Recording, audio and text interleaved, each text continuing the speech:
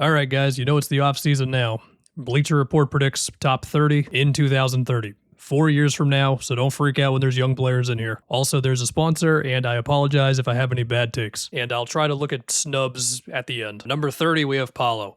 Honestly, if this is what it ends up being, you could probably be disappointed if you're a Magic fan. I mean, really, with Paulo, it's just a question of if the jumper's ever really going to get there. I mean, in round one against the Pistons, there were a couple games there where the guy looked like an MVP. I mean, Paulo's ceiling is very high, but he does not spend enough time up there. I mean, I think it's a safe bet that there's going to be some guys on this list that have averaged less points than Paulo, and with Sean Sweeney as the coach now, like maybe that organizes the Magic offense enough to get him some easier stuff. I mean, Paulo has all the talent to be much higher than this. But the fact that I can see where they're coming from in this one is like, he's got to figure it out. Next up, Caleb Wilson. Year 4, Caleb Wilson. I mean, if he keeps making threes like he did in Summer League, but I saw the quote of him saying like, yeah, I'm now taking like 2,000 jump shots a day or something crazy. Like, could you get like an overuse injury to your shoulder or something with that much? I don't know. I mean, given the Summer League performance, let's say he projects to like 6 or 7 threes a game, shooting 37, 38%. The handle keeps getting better. We know just how much of a crazy athlete he is. Then he's definitely going to be higher than 29, and it's the most exciting the Bulls have been in a while. You know what? He'll be higher than 29. There you go. J-Dub. Yeah, I think the only thing that could really hold him back is the hamstring. I mean, if he's low 20s a game on good efficiency, multiple all-defense teams, and OKC continues to win like 75% of the games they play at the least, it'll be tough to keep him out of the top 30. I know there's the stat of like, without J-Dub, they've had a better record over the whatever seasons, but I think in the playoffs, and maybe really just against the Spurs, you do need him. Look, he's one of my favorite players to watch. I could do without some of the trying to draw foul stuff. I know sometimes the turnovers can get rough. I know that just handing him as much of the offense as they gave him, it's rocky at times. The jumper, I mean, it was 35% in the playoffs. It got to 33% in the regular season. Do with that whatever you will. And we want Harper to handle the ball more whenever that does happen. Maybe I would have Castle slightly below number 27, but I find it hard to believe there will be 27 players I enjoy watching more than Stephon Castle over the next 4 years, 2 of them being his teammates. He's basically a much more talented Marcus Smart. I mean, for one, I would predict Caleb Wilson to be above Stephon Castle in 4 years. 26, Franz. So the case for Franz being higher than this, I mean, it's the same thing as Paulo as the jumper gets there. The difference is that Franz has been more efficient. They've clearly leaned more on Paulo, whereas if you just gave Franz a spaced out floor and said, just drive to the rim, there's only so many more spots to go, but he could be higher than this. Con Knipple at 25. First off, he doesn't have LaMelo anymore. Not that I think Con needs a playmaker of LaMelo's caliber to score. Like, Con's going to be able to score no matter who's there, but of course, LaMelo helped all that. I think what I wonder with Con is just how high can the three-point volume go? He was basically 8 threes a game this past season. If he can get a few more pull-up threes off a game and approach like 10, possibly 11 threes a game, then that would be huge. It would require probably a little more of like simple screens at the top of the key than he might really want to play just with the way he is as a player. Like he wants to be constantly moving off the ball, sitting go screens. You know I'm going to say that with Con every time. And all of his movement and fearless driving will open up more of those like short jumper pull-ups and mid-range and some stuff at the rim, but he's not going to be like a Franz we just saw where it's like, I just want to go to the rim and I'm going to get there. Honestly, the more I see the names, I'm like, I probably have Caleb Wilson above him too. I wonder if Brandon Miller will be in here. All right, next up we have Brunson at 24. Okay. I mean, there's examples. Like, Steph has remained top 10. The guy's one of the best conditions athletes of all time. Dame's noticeable decline happened at 33. At 32, he was still an unbelievable player. Kyrie just had his age 33 season, but he didn't play. The odds suggest that Brunson will be around the 20s at this point, yes. You know, because I like this Knicks team so much, I will say that Brunson, he'll be in the teens. And if he doesn't, well, you know what? He already climbed the mountain. Next up, Evan Mobley. Yeah, it feels like Mobley is just destined to be overrated by one group of NBA fans and underrated by another one. But if he continues to give you, I don't know, 17, 18 on good efficiency in the playoffs, and he makes all defense like every year pretty much, there will still be a feeling of like, is this really it? Like, is he not going to get the 3 ball to another level or just mashing guys inside to another level? Or will they ever, some people want him to trade Jared Allen to open the floor more for Mobley. Maybe that doesn't materialize to the level you want it to. And if that's the case, he will be overpaid given the contract he's on, but does it still make him like the 20-something best player in the NBA? When the defense is that good, yeah, it pretty much does. Just don't go on the internet if he has like 9 points in a big playoff game. I will remember he had a couple of huge threes in one of those games late against the Pistons, and he had one huge bucket going right at Colin Murray-Boyles in the Raptors series in a big moment. So there's moments, but well, you know the spiel. Anyway, I don't know what I'm talking about. Next up, we have Şengün. I find myself a little more out on Şengün than I was a couple years ago because the finishing just needs to be better for how many of the type of shots that he takes. I mean, the shooting just hasn't gotten there really at all. What happened to opening night Şengün, man? I mean, sure, the passing is definitely there, but I don't think his defense is enough to make up for the scoring. So I'd probably have him a bit lower than this. Now we got his teammate Amen right next to him. I mean, yeah, look, they're both part of an awkward offense. Fred coming back takes playmaking pressure off of Amen and allows him to lean a little bit more into the image that I have of him, which is kind of the modern day Sean Marion. There's more playmaking stuff there, a little less rebounding, but whether it is short jumpers or post ups or drawing way more fouls than he does now, like there needs to be something that goes to a different level with his offense. And then defensively, he's just got to be a perennial all defense guy. We know he can do that. But yeah, I think my excitement for the Rockets a year ago to compared to now is totally different. I would probably lean a little lower than this for Amen, but someone has to be in these spots. Before we get back to it, this video is sponsored by SeatGeek. Well, we got the World Cup final. It's Argentina versus Spain. Who's going to win? I mean, probably Argentina at this rate. And what's crazy is the World Cup final is not even that far away from me. It's in New Jersey. Of all the places you could have the biggest sporting event of all time. Anyway, if I wanted to go to the World Cup final or any sporting event or concert or festival or many things, then I would use SeatGeek as I have before, and it's always been good. With over 28 million downloads, SeatGeek is the #1 rated ticketing app. There's over 70,000 events listed on SeatGeek, and you can use my code FunkyDiabetic10 for 10% off your next order at SeatGeek. SeatGeek rates deals on a scale of 1 to 10, so you know you're getting a good deal. Look for the green dots. Green means good, red means bad. Every ticket is backed by their buyer guarantee. Make sure to click the link in the description to download the app and have the code automatically added to your account. One more time, FunkyDiabetic10, 10% off, SeatGeek. I guess the Red Sox are turning their season around. Do I lock in for baseball for a little bit? I'm probably not going to do it. Tell you this, for as much as I love the NBA, I probably prefer live baseball games when it's not too hot out. Anyway, let's get back to the vid. Now we have Chet at number 20. I think this one's pretty cut and dry. Regular season and for playoff matchups that are not against the Spurs, yeah, I think this is fair. I mean, defensively, he's going to be all defense first team for the next 10 something years. And then while we will still have questions about his physicality around the rim and where can his 3-point volume get to? Can he speed up his release and all that stuff? Regular season and most playoff matchups, you can see it. Specifically against the Spurs, if he continues to fold, then it's going to be tough to justify this. I mean, they're going to see each other so many times. And whether he likes it or not, that one matchup is going to now dictate everything we say about him. 19, Denny Avdia. Does he keep up the free throw rate while getting the 3 ball back from a couple of years ago?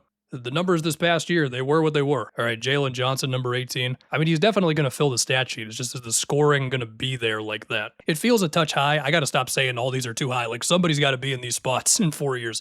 Question, is Jaylen Brown here? Point. I don't know. I'm going to be on Jaylen Brown watch. Let's see if we can get something controversial at some point here.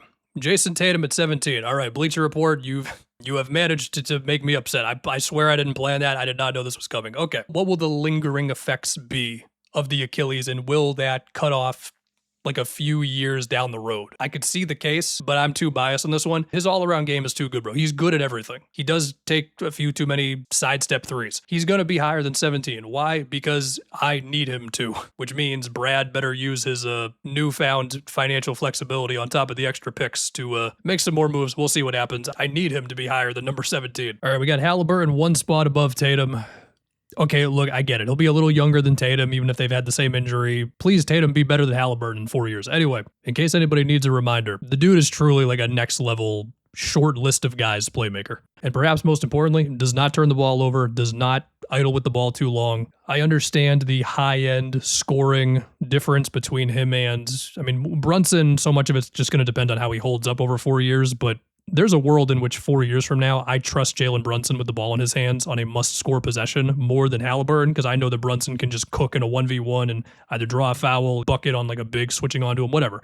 With Halliburton, that type of stuff is not as much of a guarantee, even if I do trust Halliburton more to begin a chain of passes that gets the Pacers a good shot. So this feels fine to me. And yes, his team has beaten the Knicks both times they've seen each other in the playoffs. One of those losses was a nearly totally different roster, and then the last time, it's basically the same roster, but we saw the Knicks, they became unbeatable in these playoffs, so I would love to see them face each other again. Dylan Harper at 15. All right, I like where you're cooking on this one, Bleacher Report. To be honest, I wouldn't be upset if you went higher than this.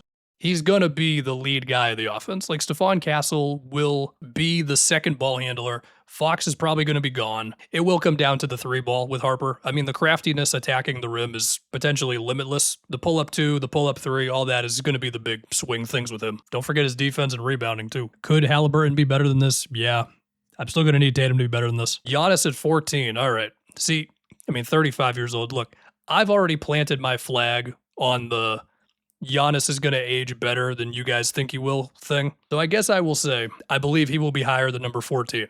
So yeah, I will still have Giannis as like a top 6 or 7 guy. I don't like listen, man. We've seen Al Horford and Kyle Lowry and Jimmy Butler. Like we've seen guys just go into their like mid to late 30s. Scotty Barnes at 13. I mean, against Cleveland, my lasting image of him in that series, besides doing everything and guarding anybody on defense, was just being a freight train going to the rim, just getting the ball off the inbound and immediately just we're hitting the sprint button, right? And that got him to like 24 a game. And also the threes, I mean, he was 38% against the Cavs in round 1 on low volume, but okay. That's the template for him to get to like mid 20s a game. And it would also help if he doesn't get robbed of a first team all defense. Like, listen, I love Derek White, but what the hell was that? You know what? I agree with this completely. I think Scotty will be around here. After the Cavs series, I'm all in. Now, speaking of the Raptors, of course, we have the paused Kawhi trade. I'm just kind of guessing Kawhi will be on the Raptors. And so maybe Scotty just won't feel the need to get the scoring up to like closer to mid 20s in the regular season. But if you turn up the heat in the playoffs, I think you can still safely be like around this number. Now they got AJ at 12, and then they have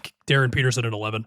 Look, man, if you think a guy is going to be great, you predict that they get to around this level at about their 4th season. Forget about like Wemby or LeBron for a second.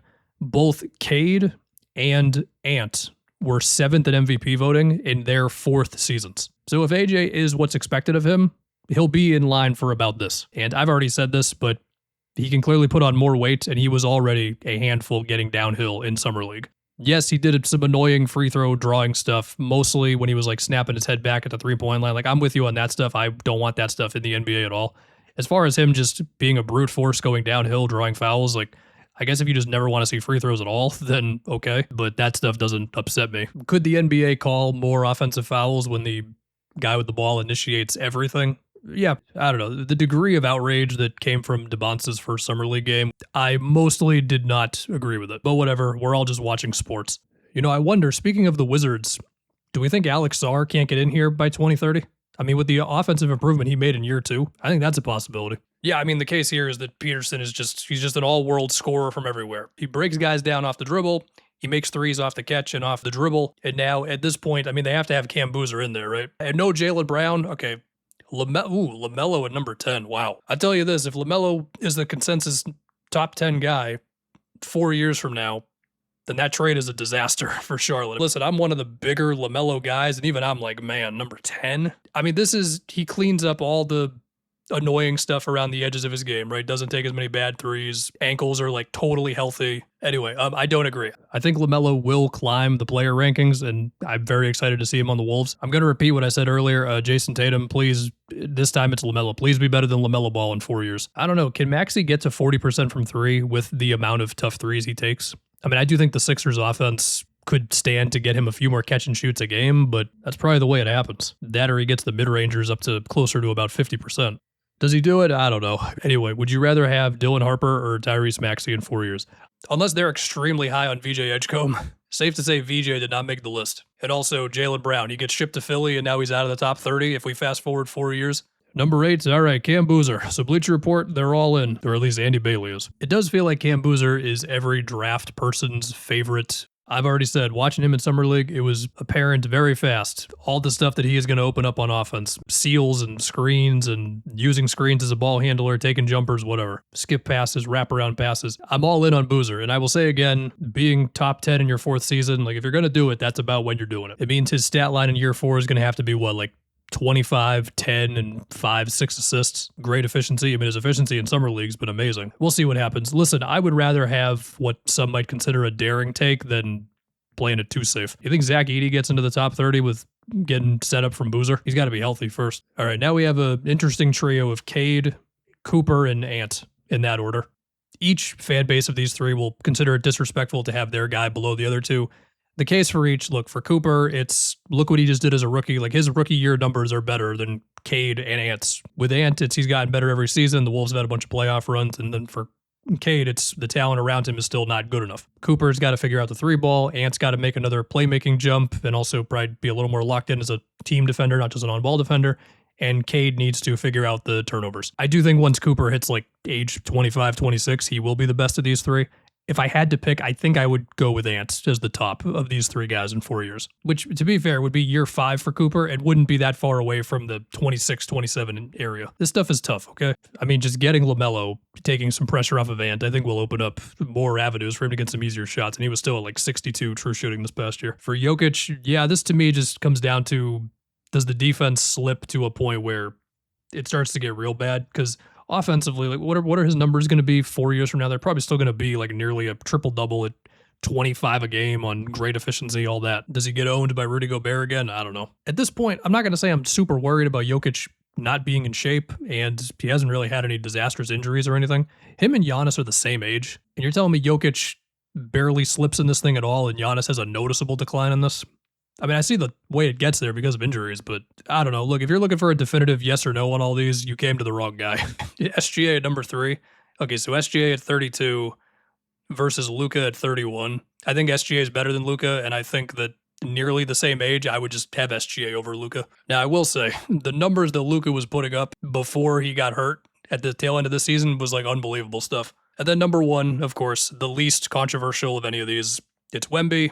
If Wemby is not the consensus best player in the league 4 years from now, then it is because he got hurt. Anyway, who got snubbed? This is the only reference point I have. We're just going to do the Ringer top 100. We're not getting too caught up in the ranking right now. Kawhi, he's going to be, what, 38? Steph, I mean, he'd be 42. Will he be in the NBA? I think Steph could stick around for a really long time if he wanted to. I mean, the jumper's not going away. His conditioning is amazing. The role would change over time, and the defense would be what it is, but it would be fun. Don Mitch.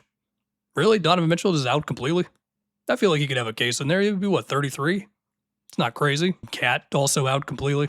I suppose if he loses a little bit of a step. I mean, Jalen, I don't know what to tell you. The Bleacher, they said no. Jalen goes to Philly, he's out. KD, 41 years old. Okay, fine. Similar to Steph, if he wanted to, he could stick around for some years into his 40s. He's really tall, great shooter, can move, can dribble. They didn't have Book in there either. So for TikTok, which, by the way, I make TikToks, I've been watching the Bucks-Suns finals. I am a little alarmed by how much younger Book looks in that series. Jamal Murray, yeah, fine. He's probably not going to be in the NBA when he's 45 years old. OG, Bam. I mean, Bam is still going to get like at least a few more all-defense teams, right? Joel, yeah, man, it would be great if Joel was still like at the least a top 20 guy, but 38 games played this past year, 19 the one before it. Was healthy enough to eliminate my Celtics, though. No Jalen Duren in the top 30 when we fast forward a few years. Look, man, the playoffs were rough.